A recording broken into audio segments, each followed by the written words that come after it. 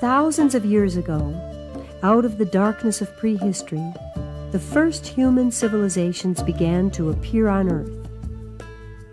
These early civilizations appeared in widely scattered parts of the world. A great civilization was born, for example, in Egypt, while others appeared in Asia, and still others in the south of Europe around the Mediterranean Sea. And at about the time that the mighty Roman Empire was near its height, people in a beautiful, faraway land were about to step out of the mist and into the light of history. Then, out of the primitive vastness of the American continents, came the great civilizations of the ancient Americans.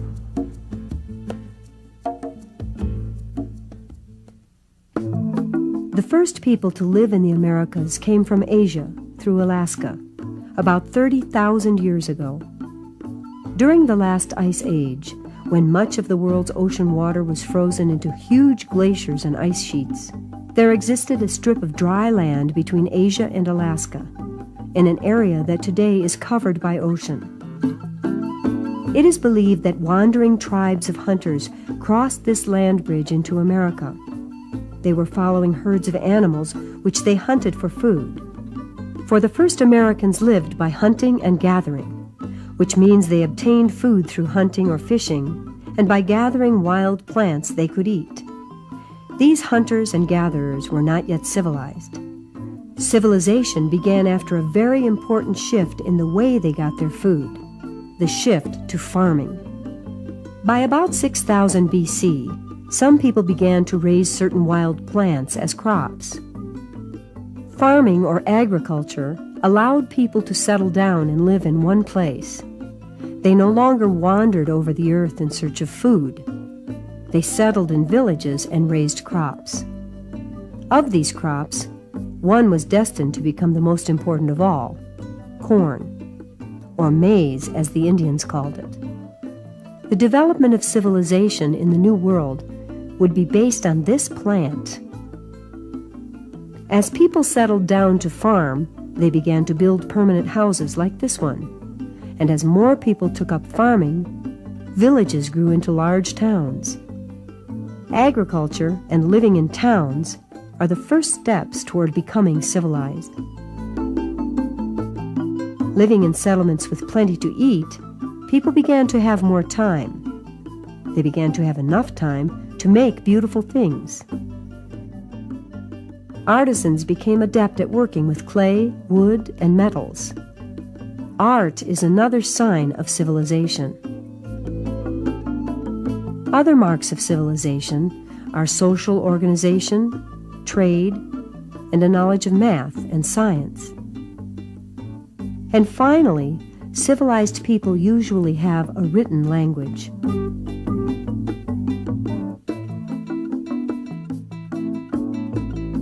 The first American farmers may have lived here in southern Mexico and Central America, an area we call Mesoamerica. By 1000 BC, civilization was emerging in Mesoamerica. Now we will look at one expression of that civilization, the ancient Mayas. These are Maya Indians today. Living in Guatemala and southern Mexico, they number in the millions. Most work the land in the way of their ancestors, planting corn, beans, and squash. For over the centuries, little has changed for the Maya. Some women even use the traditional grinding stones, the mano and metate, to grind their corn into flour. All of these habits are part of the modern culture of the Maya. They are justly proud of their culture and their past, for it was the ancestors of these humble peasants who created one of the world's greatest civilizations. Buried deep in the jungles of Mesoamerica, the ancient civilization of the Mayas was lost from memory for hundreds of years. In fact, almost nothing was known of this lost civilization until 1839, when two jungle explorers discovered what seemed to be the remains of ancient walls hidden in the forest. As they cleared away the trees and vines, strange buildings began to take shape. One of the explorers, John Stevens, described the ruins as lost, buried, and unknown, never before visited by a stranger. He said, all was dark, impenetrable mystery. Fortunately, Stevens' companion, Frederick Catherwood, was an artist and made detailed drawings like this one of everything they saw. But it would take scientists another century to begin to understand the history of the Mayas. The beginning of Maya civilization is still shrouded in mystery, but scientists believe that it grew in part from a still older civilization called the Olmec. Hidden in jungle on the Gulf of Mexico, explorers have found huge carved heads, curious remains of the lost Olmec civilization.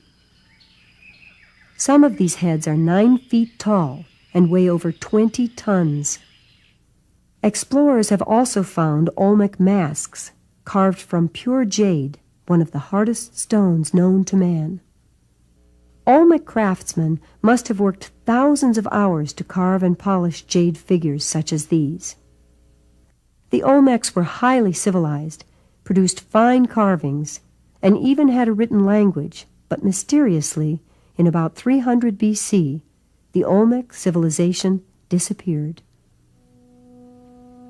As the Olmecs passed from the scene, the Mayas, who had lived for centuries in these tropical forests, began to build a new civilization. By about AD 100, stone temples were beginning to rise above the trees. The Mayas lived here, in eastern Mesoamerica. They established a network of cities such as Huacactun, Bonampak, Palenque, and in the south, Copan. And in the center of this network lay the fabled city of Tikal. Tikal was a stunning city, crowded with exotic temples, palaces, and plazas.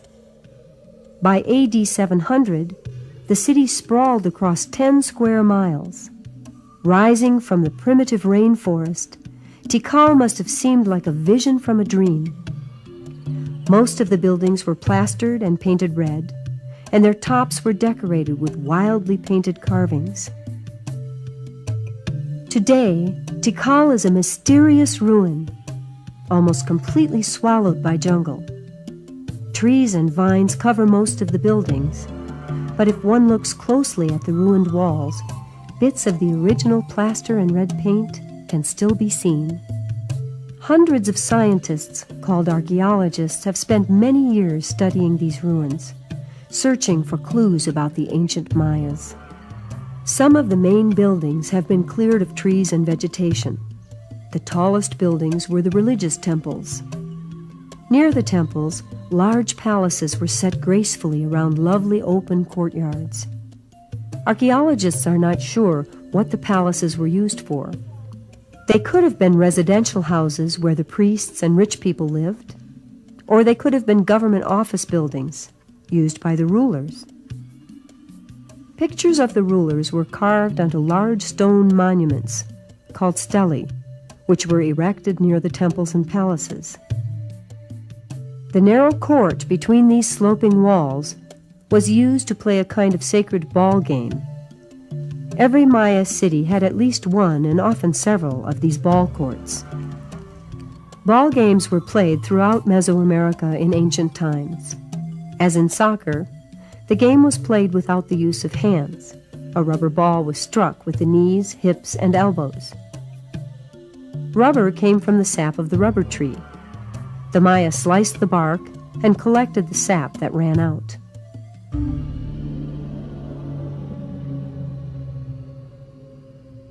Archaeologists believe that Tikal, like other Mayan cities, was a ceremonial center, which means that most of the large buildings we see today were used for religious ceremonies.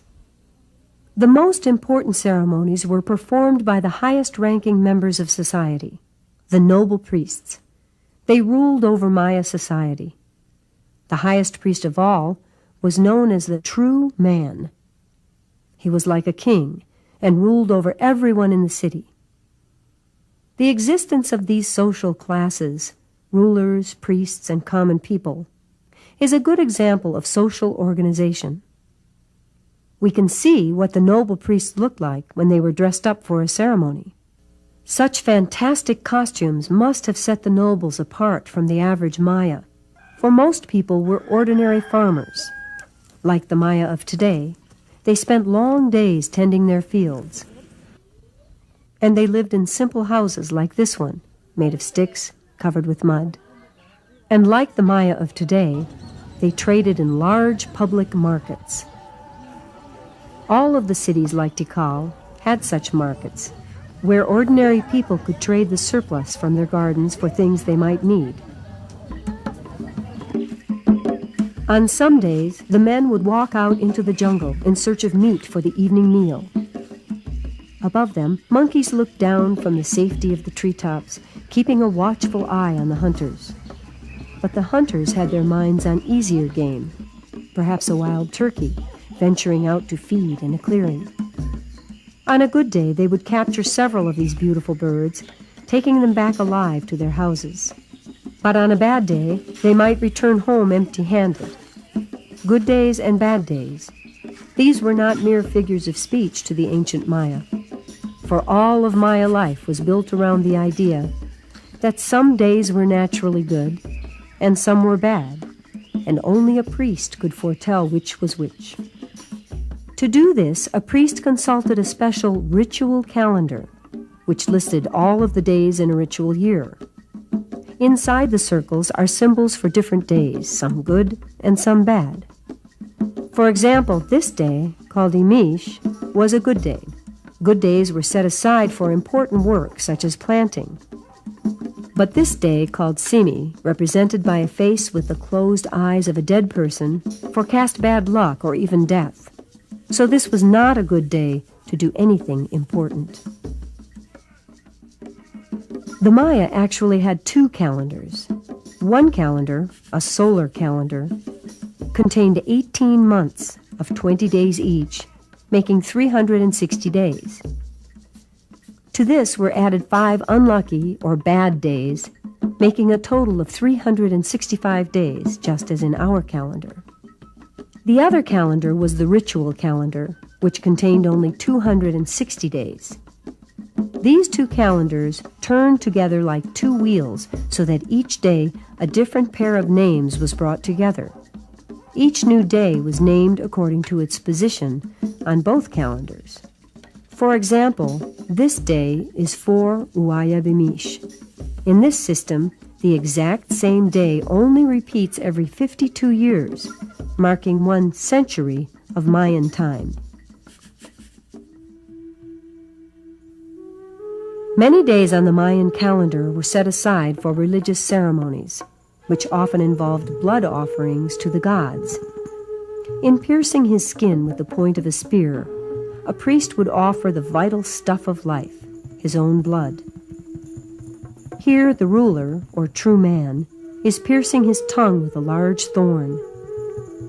The Mayas believed that blood offerings and even human sacrifice were necessary to keep the universe in balance and to keep the wheels of time turning. The Maya were fascinated by the passage of time. They observed the sun as it passed through the sky, and they recorded the cycles of the moon and the planets. Their observations were so precise that they were able to accurately predict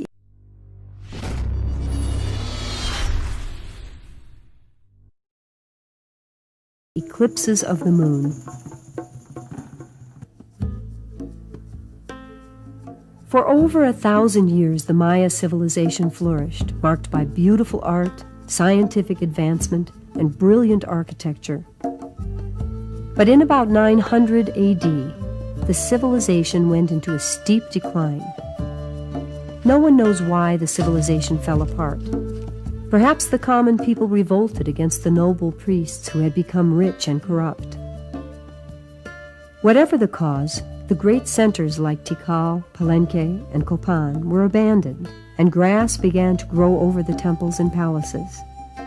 The people moved north to the sunny Yucatan and built new cities, which look very different from the classic Mayan cities, because they were influenced by a foreign people who invaded from Mexico, a people called the Toltec.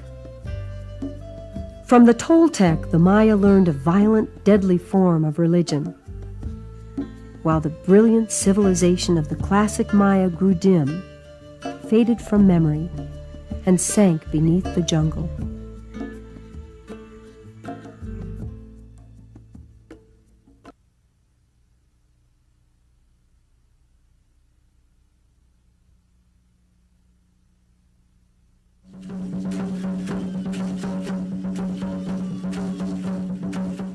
The sound of Indian drums echoes today in the heart of Mexico City as dancers reenact the ceremonies of their ancestors. The sacred steps recall a time when feathered warriors invaded the Valley of Mexico, bringing their fierce customs and violent religion.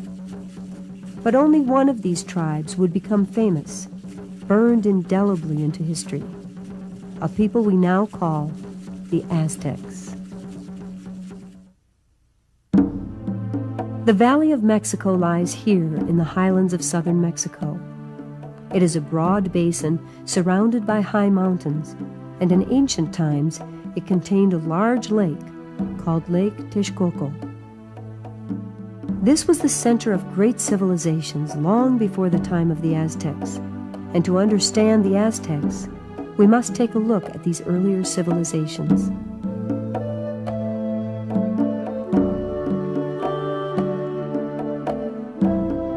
Set on a broad plain in the Valley of Mexico, ancient Teotihuacan is one of the most striking sights in the world.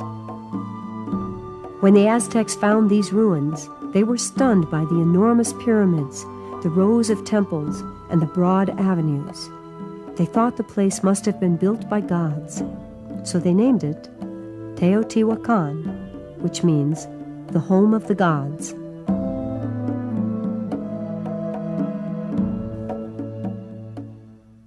As this model shows, the palaces and plazas were laid out in perfect order on each side of a grand avenue. The city must have struck awe in the minds of the Indians who saw it for the first time. On festival days, they could climb the Great Pyramid of the Sun, which loomed like a mountain over the city. It was made of millions of mud bricks covered with a layer of volcanic rock. Looking down from the top of the pyramid, one could see the city laid out. At its height, in 650 AD, some 200,000 people lived here, sprawled over 8 square miles. They lived in apartment houses connected by narrow streets and alleys. It has been estimated that there were about 3,000 apartment houses with 60 to 100 people living in each house. Nearly all of the houses were plastered and painted in a bright color, usually red. Even after 14 centuries, plaster and paint still cling to the old walls. Inside the palaces, the wall decorations were lavish. Here the rain god scatters drops of water, while his priests pour streams of corn onto the earth. This goggle-eyed god, covered with corn, was called Tlaloc. He was the god of rain and harvest, while this is Quetzalcoatl, the feathered serpent, a god that is half bird and half snake. These were two of the most important gods, not only in Teotihuacan, but throughout Mesoamerica. For unknown reasons, in about the year 700 AD, the sun began to set on the civilization of Teotihuacan. People moved away, and parts of the city were burned. By the year 750, after more than 1,000 years of splendor, the last people left, and the city fell silent.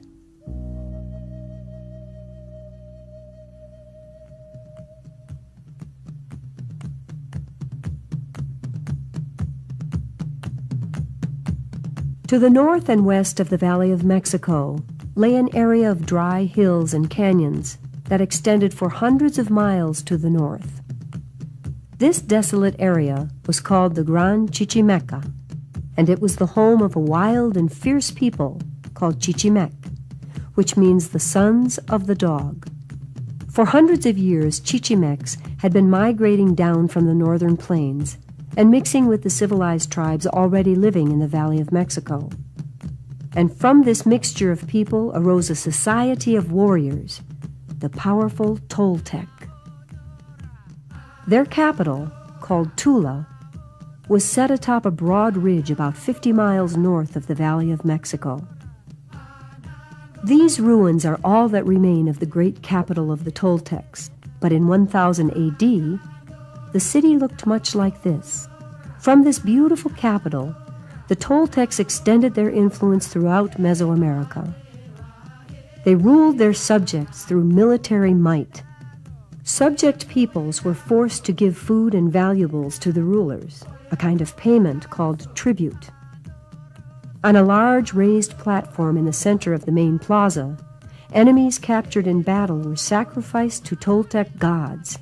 A victim's heart was cut out and placed on a specially carved altar called a chacmul.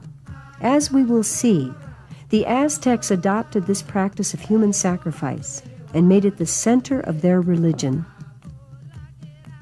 For unknown reasons, Tula, the city of warriors, declined in power and eventually collapsed. Some believe that it was simply overwhelmed by later waves of Chichimec barbarians.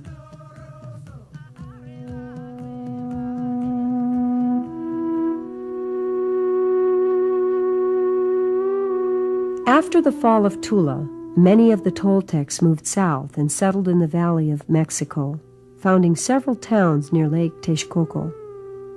Over the years, they were joined by even more waves of Chichimecs, migrating into the valley from the north. The last wave of Chichimecs to come into this mixing pot was the tribe we know today as the Aztecs. Today we know a lot about the Aztecs because they wrote about themselves in books called codices. A codex was filled with illustrations as well as these picture symbols that are a form of writing. Newer codices, written after the Spanish colonists came to Mexico, contain descriptions of typical Aztec life, as well as traditional stories about their ancestors and their gods. These stories are called myths or legends. One such story recounts the mythical origin of the Aztec people. According to the legend, the Aztecs came from a land to the north where they lived in caves. They left this land to search for a new home in the south. They wandered for hundreds of years, accompanied on their journey by their god, Huitzilopochtli, whose name means hummingbird on the left. Despite his innocent name, Huitzilopochtli was a ferocious god of war. Huitzilopochtli told them to make their new home at the place where they saw this sign, an eagle eating the fruit of a cactus. In the Spanish version of the legend, the eagle is eating a snake, but to the Aztecs, the fruit of the cactus had symbolic meaning, for it represented the human heart. Finally, after centuries of wandering, they found the sign, and here they began to build a great city.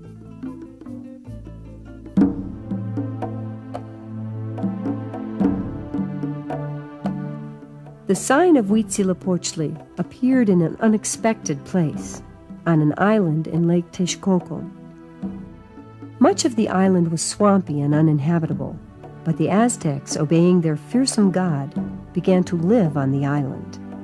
They founded not one, but two towns, Tlatelolco and the city that was destined to become their capital, Tenochtitlan. To get to the mainland, they built elevated roads or causeways with bridges that could be drawn up if enemies approached.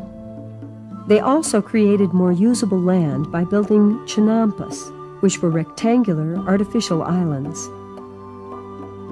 Chinampas were built next to the causeways and were separated by canals. The people could plant their gardens on the chinampas, or they could live on them. Today, some of these chinampas still exist, surrounded, as then, by canals. The Aztecs heaped up mud and reeds from the lake and planted trees or pounded sticks into the mud to hold the soil in place. But even though the Aztecs were able to create chinampas and sustain themselves on their little island, they were surrounded by enemies. For Tenochtitlan was encircled by older cities around the lake, such as Culhuacan, Chalco, and Xochimilco. But the Aztecs were able to ally themselves with a very powerful city of Azcapotzalco and then with Texcoco, and their power began to grow. For the Aztecs were skilled warriors. In brutal campaigns, they began to sweep across the Valley of Mexico. In the name of their terrible god of war, they struck terror throughout the land. Enemies captured in war were taken back to Tenochtitlan to be sacrificed on the altars of Huitzilopochtli, while the survivors were forced to pay tribute to their new masters. Aztec codices record the amounts of tribute paid in a single year: warrior costumes, shields, and headdresses, quantities of cocoa and gold, thousands of cotton garments, and tons of food. Tribute streamed into the capital from the farthest domains as the Aztecs pushed across Mesoamerica. They created an empire that reached from the central highlands to the Gulf of Mexico. Gorged with tribute, the capital grew into a dazzling city of canals, gardens, and temples, the fabulous Tenochtitlan. When the Spanish conqueror, Hernán Cortés, arrived here in 1519, he was stunned by the beauty of the city. He described a clean and radiant metropolis of palaces and shining temples, perfectly laid out along broad paved boulevards. Heads of mythical beasts guarded the temple stairways, while carved serpents and other images decorated the streets. Cortés also spoke of the beautiful markets of Tlatelolco, where people might go to barter for weavings or pottery, or where the lady of the house might go to buy tortillas, tamales, or salt. You could buy corn, nuts, or peppers, or ducks, or fish caught fresh from the lake. While merchants from faraway places like Oaxaca or Yucatan traded in gold and quetzal feathers. The people of noble blood and those warriors who had distinguished themselves most in battle were allowed by law to wear fine clothing in public, while the highest noble of all, the great king Moctezuma, was carried through the streets on a litter. But while the Spaniards were impressed by the magnificence of Tenochtitlan, they were not prepared for what they would find when they entered the temple district. When they climbed the stairways of the great temples, they discovered to their horror that the steps were covered with blood. And inside the sanctuaries, the odor of rotting blood overcame them, for the Aztecs practiced human sacrifice almost continuously. The method was not complicated. The chest of the victim was quickly opened with a stone knife, and the still-beating heart was removed. Blood was smeared across carved images of the gods, and then the heart was placed in a bowl and burned. By one estimate, the Aztecs sacrificed about 30,000 people every year. When a new temple to Huitzilopochtli was dedicated, some 20,000 people were killed in a span of 4 days. Near the center of the city, 135,000 skulls were displayed on a rack. The purpose of all this carnage was to feed the gods, for the gods were thought to be living beings that needed nourishment, blood and human hearts, to survive. For example, sacrifice caused Tlaloc, the rain god, to send life-giving rain, and sacrifice caused the sun god, Tonatiuh, to rise each day and move through the heavens. Tonatiuh lies at the center of the famous Aztec calendar stone. On each side are claws holding human hearts. This circular band contains the names of the 20 days of the Aztec month, such as lizard, stone knife, eagle, and reed. At the top we see the date, 13 Reed, when the present sun was born, and inside the 4 rectangles are the dates when the 4 previous suns were destroyed. The Aztecs believed that they were living under the fifth sun, which began during the time of Teotihuacan. They were constantly struggling through sacrifice to keep the fifth sun and the universe alive.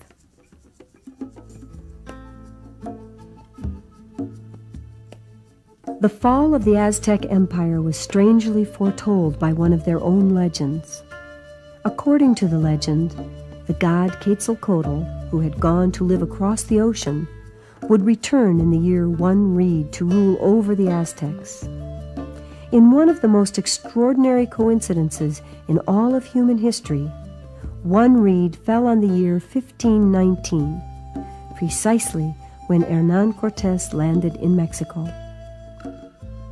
Cortés, with his beard and white skin, looked like a god to the Aztecs. The king, Moctezuma, thinking Cortés might be a god, welcomed him into Tenochtitlan. But the Spaniards soon revealed why they had come: to convert the Indians to Christianity and to take their gold. Conflict was inevitable, and the outcome was never in doubt. The Aztec warriors fought bravely, but they were no match for Spanish armor and horses. And of course, the Spanish had guns. Taking stones from the Aztec temples, Cortés built a church. With this act, the new world was united with the old, and the final curtain came down on the 2,000-year history of the ancient Americans.